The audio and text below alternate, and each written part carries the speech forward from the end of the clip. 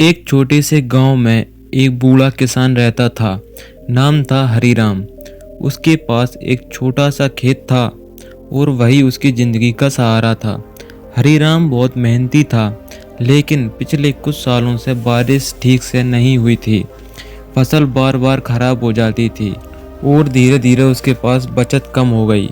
एक दिन हरीराम के पास सिर्फ एक मुट्ठी बीज बचे थे।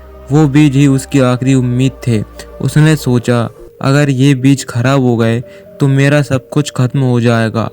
गांव के कुछ लोग उसे सलाह देने लगे, इन बीजों को बेच दो, कम से कम कुछ पैसे तो मिल जाएंगे। हरीराम पूरी रात सो नहीं पाया।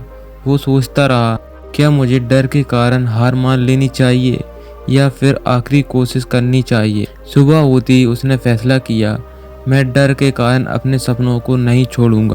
हरीराम ने अपने आखिरी बीज खेतों में बो दिए।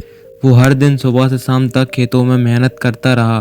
पानी की कमी के बावजूद वह पौधों का ध्यान रखता। गांव वाले उसे देखकर हंसते थे। जब सब खत्म हो गया तो ये क्यों मेहनत कर रहा है। लेकिन हरीराम को खुद पर विश्वास। कुछ दिनों बाद अचानक मौसम बदला, काले बादल छा गए और जोरदार बारिश हुई। हरीराम के खेत में हरे भरे पौधे उगने लगे। धीरे धीरे उसकी फसल पूरी गांव में सबसे अच्छी हो गई।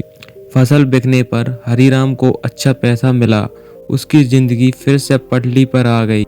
अब वही लोग जो उस पर हंसते थे, उससे सीख लेने लगे।